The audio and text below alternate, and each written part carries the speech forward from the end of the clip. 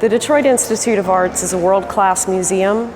It receives 600,000 visitors every year, most from Detroit and the surrounding areas, many from across the country and around the world.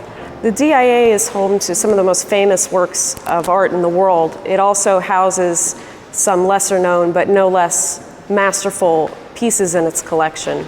It's very unique. There's no other museum in the world that has the collection quite like this. Diego Rivera was a great Mexican artist. He painted these murals in 1932-33, commissioned by Edsel Ford.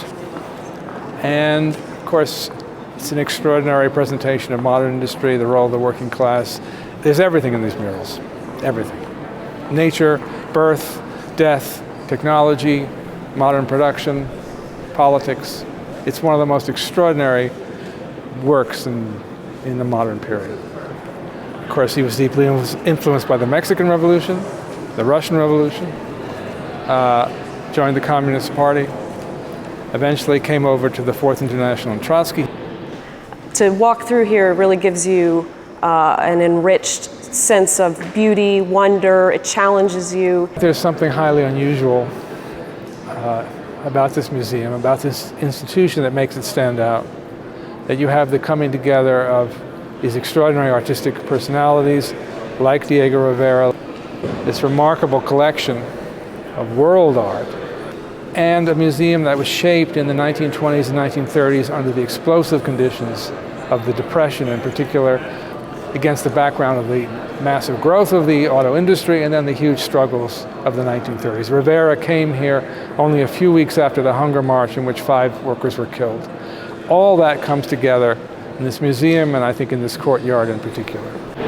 In July, Detroit's emergency manager, an unelected dictator, took Detroit into bankruptcy for the purpose of cutting pensions, health care, and destroying the benefits of workers last month, or hired Christie's auction house to appraise the artwork. You don't hire someone for $200,000 to make an idle threat. The threat to sell off works of art in the DIA comes in the midst of an attack on public education, health care, the right to other forms of culture, public libraries.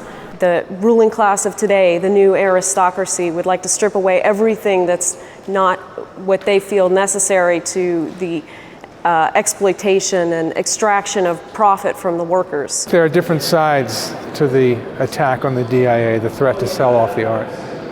First of all, of course, is the purely financial, mercenary side. People stand to make billions out of it.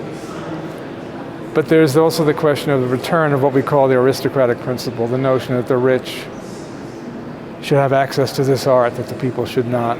I think they want to establish a precedent here to say, look, we can do anything. You have nothing, you are nothing, we own everything, we have everything, we control everything. We can do whatever we want with you and with this art. Another side to it is the attack on the cultural level of the population. As we know, under slavery, the greatest threat was a literate, cultured slave. The same holds true today in modern class society. There is a concerted effort to keep the working class as uncultured, as unaware, as uneducated as possible, as the sort of raw fodder for exploitation. And this museum and the art in it represents a threat. The ruling class sends appraisers in to look at this art. They would like to put it in their bathrooms and in their curio cabinets. That's what the ruling class wants to do to this art museum. That's what it's doing to society at large, and we have to fight that. The Socialist Equality Party and the International Youth and Students for Social Equality will be holding a demonstration here at the Detroit Institute of Art on October 4th at 5:30 p.m. to mobilize the working class in defense of the DIA. We reject the claim by the unions that art should be sold to pay for pensions. We know that if we give up this fight today on the question of culture, we will lose it all. We are not making our appeal to Kevyn Orr, to the Detroit City Council, to the mayor, to the governor, to President Obama, the Democrats or Republicans. The working class is the only force which is going to defend culture. We're calling for workers to rely on their own independent strength to defend all of its gains. We urge you today to join this demonstration, take up the fight in defense of culture, take up the fight in defense of pensions, take up the fight in defense of the rights of the working class.